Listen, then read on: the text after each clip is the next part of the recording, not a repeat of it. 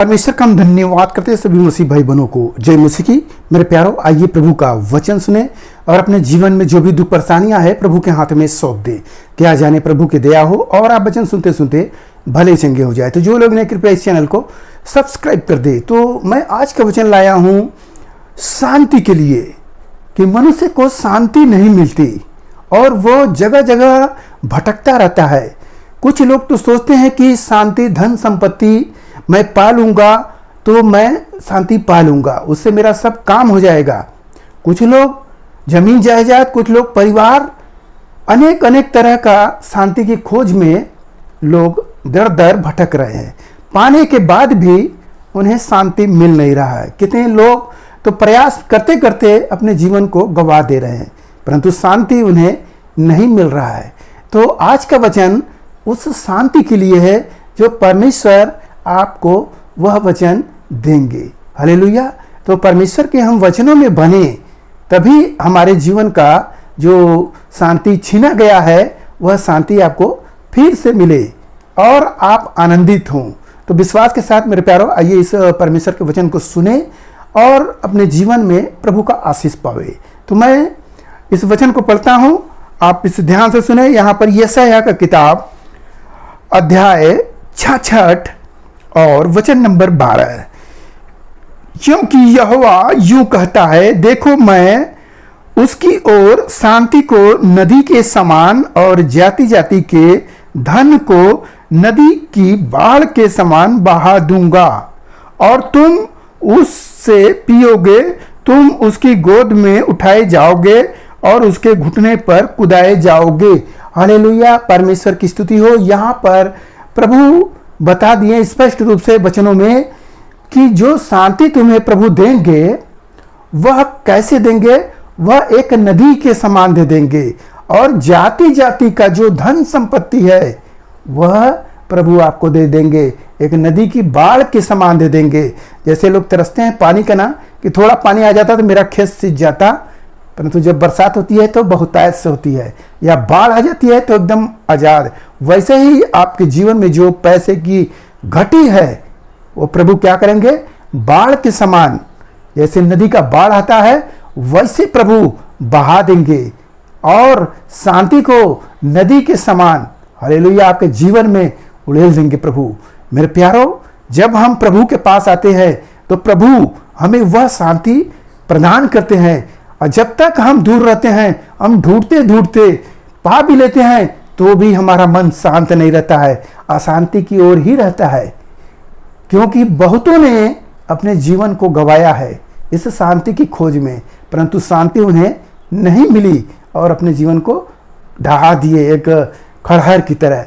तो वैसे आपका समय है अभी कि परमेश्वर के वचन को सुने, और परमेश्वर अपने वचनों के द्वारा आपको शांति प्रदान करेंगे। मेरे प्यारों, कई एक ऐसी गवाहियां हैं जिनके जीवन में शांति नहीं था। वह व्यक्ति अशांत था। वो कह रहा था कि मैं मर जाऊंगा, मैं बचूंगा नहीं। वो किस बात में कह रहा था, उसका मन घबरा रहा था। वह मृत्यु की दशा में जाने वाला था, वह परेशान था, और वह सब तरह से इलाज और ओझा सोखा सब कराकर थक चुका था, और वह यही पुकार रहा था, मैं मर जाऊंगा, मैं मर जाऊंगा। उसको शांति छीन चुकी थी। जब वह प्रभु यीशु मसीह के पास आता है, और जब वह आता है तो परमेश्वर का वचन उसे दिया जाता है कि विश्वास करो मेरे भाई, तुम चंगे हो जाओगे, प्रभु में बने रहो। तब वो विश्वास करता है, धीरे धीरे करके कलीसिया में आता रहता है, और फिर धीरे धीरे करके 2-3 महीने के बाद उसे शांति मिल जाती है। जब उसे मैं बताता हूं कि कोई भी व्यक्ति इस संसार में जिया नहीं है, सबको इस मृत्यु की देश को देखना है, सब इस मृत्यु में मरेंगे, यह मृत्यु लोक है, तो आप कैसे जी सकते हो। तो जब मरना है तो शोक क्या करना है, क्यों आप चिंता करते हो। आपका पिता मरे, आपका दादा मरे, मोहल्ले के लोग मर रहे हैं, सबको तो मरना है, तो आप कैसे जी सकते हैं, आपको भी मरना है। परंतु जो जीवन मिला है, हम उस जीवन में परमेश्वर का धन्यवाद करें। मेरे प्यारो, वह व्यक्ति प्रसन्न हुआ, 1 साल के बाद गवाही देता है, मैं भैया बिना दवा, बिना उझाई, बिना किसी प्रकार का प्रभु में आते आते मैं सब अच्छा हो गया। आज वो प्रभु के कलीसिया में आता है, आनंदित रहता है। तो शांति उसके जीवन से छीन चुकी थी, आज वह शांति उसे पुनः मिली है। कैसे? प्रभु के पास आने से। वह प्रभु देता है। धन संपत्ति होने के बाद भी शांति नहीं है, परंतु प्रभु के पास आने पर आपको कुछ भी नहीं रहेगा, गरीब भी रहोगे तो भी आनंदित रहोगे। प्रभु आपको वह शांति भर देगा। हालेलुया। मेरे प्यारो, परमेश्वर अपने वचनों के द्वारा सब देते हैं, सबको दिए हैं, आपको भी देंगे आज के दिन। और सुने, जिस प्रकार माता अपने पुत्र को शांति देती है, वैसे ही मैं भी तुम्हें शांति दूंगा, तुमको यरूशलेम में ही शांति मिलेगी। हालेलुया। प्रभु बता रहे हैं इस आयत में कि जैसे माता अपने पुत्र को शांति देती है कि बेटा मत रो, मैं तेरे लिए खाना बनाऊंगा, तेरे लिए दूध लाऊंगा, तेरे लिए कपड़े दूंगा, पिता तुम्हारे आते होंगे, मैं तुम्हें सब कुछ दूंगी, ऐसा बोलती है माँ। तो बेटा क्या होता है? संतुष्ट होता है। हाँ हाँ, माँ देगी, माँ मेरी है, माँ से लिपटता है। हालेलुया। यहाँ वचन बोल रहा है कि परमेश्वर कह रहे हैं खुद स्वयं कि जैसे माता तुझे शांति देती है, मैं तुझे वैसी शांति दूंगा। हालेलुया। और शांति कहीं नहीं है।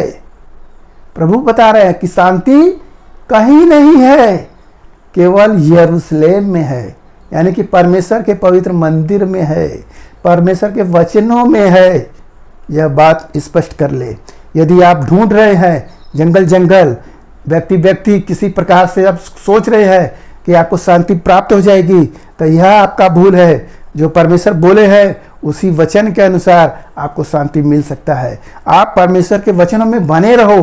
प्रभु कहते हैं ना यूहन्ना 15:7 में कि तू मेरे वचन में बने रहो और मेरा वचन तुझ में बना रहे, तो जो कुछ भी तुम मांगो वह तुम्हारे लिए हो जाएगा। आमीन। मेरे प्यारो, हमें परमेश्वर के वचनों में बनना है, फिर हमें मौका देख के प्रभु से मांगना है कि हे प्रभु, तू देने वाला है, अपने वचन के अनुसार तू मुझे दे, और प्रभु आपको दे देंगे। हालेलुया। चाहे बीमारी, चाहे तंगी, चाहे घर के झगड़े, चाहे मुकदमाबाजी, किसी प्रकार का डाह कला हो, आपके जीवन से दूर होगा ही होगा, क्योंकि दूसरी जगह शांति नहीं है। यीशु मसीह ही है जो उद्धार करता है। न तो स्वर्ग में न तो मनुष्यों के बीच में कोई दूसरा नाम नहीं है, केवल प्रभु यीशु मसीह का नाम ही है जो वह उद्धार करता है। हालेलुया। यदि आप ढूंढ रहे हैं कि हम बाबा के पास जाएंगे, वहाँ जाएंगे, मुझे शांति मिल जाएगी, केवल आप लूटे जाओगे। आप लूटने वाले लुटेरे आपको इंतजार में है और आपको लूट कर एकदम से भंगी बना देंगे, भिखारी बना देंगे, रोगे, कल्पोगे और अपने अंत के दिनों को देखोगे। मेरे प्यारो, आज भी मौका है, इस शांति को प्राप्त कर लो। यीशु मसीह के कलीसिया में आ जाओ, प्रभु का वचन सुनो और उस पर विश्वास के साथ खराई से बने रहो। देखो तुम्हारे जीवन में शांति होगी। मैं एक व्यक्ति की गवाही बता रहा हूँ। एक व्यक्ति था, मेरे पास आता है और कहता है आप कहाँ जाते हो? तो हम कहे प्रभु यीशु मसीह के पास जाते हैं। कहे हम भी चलना चाहते हैं, हमें तुम्हें क्या दिक्कत है? तो वो बताने लगा कि भैया मैं दवाई करते करते एकदम थक गया, मेरा कहीं कल्याण नहीं है और मैं अभी भी दवा में ही जा रहा हूँ। तो हम किस प्रभु में आ जाओ, केवल एक बर्ताव करना होगा, प्रभु की जो परहेज है उसको मानना। हमें देवी देवताओं की पूजा नहीं करना है। बोलो मंजूर है तो आना और पवित्रता का जीवन तुझे मिलेगा और बीमारियां दूर होगी।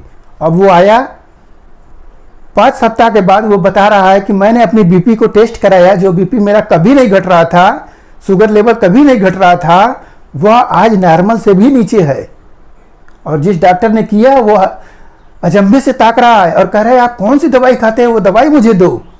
ताकि वो डॉक्टर नहीं जानता था कि यीशु मसीह के प्रार्थना करा रहे हैं, वो तो यही जान रहा था कि दवाई कर रहे। तो वो आदमी हमसे आकर बताता है कि वो डॉक्टर ऐसे कह रहा था। तो मैंने उससे पूछा क्या भाई, क्या वो दवाई ही काम कर रहा था? तो वो कह रहा है नहीं, मैं तो दवाई बहुत दिनों से खा रहा था, मुझे नहीं काम कर रहा था, प्रभु का दुआ प्रार्थना से ये सब काम हो रहा था। वो मुझसे निरंतर सुबह शाम आज भी प्रार्थना करवाता है। मेरे प्यारो, आप विश्वास करेंगे आपके जीवन में चंगाई होगा। यदि आपको दिक्कत है तो आप मेरे इसी चैनल पर आप मुझे मैसेज लिखें, मैं आपको प्रार्थना करूंगा। हालेलुया। ज़्यादा है तो आप फ़ोन बोलेंगे तो मैं आपके लिए फ़ोन भी नंबर दूंगा, आप फ़ोन से प्रार्थना कराएं, आपको प्रभु आशीष देंगे। हालेलुया। तो मेरे प्यारो, आज के इस वचन से जो कुछ मिला उस पर विश्वास करें कि प्रभु ही है जो शांति का दाता है, वह शांति का राजकुमार है, वह प्रभु यीशु मसीह है। उस पर विश्वास करें, वो चंगाई करेगा। हालेलुया। आपके लिए हम प्रार्थना करते हैं।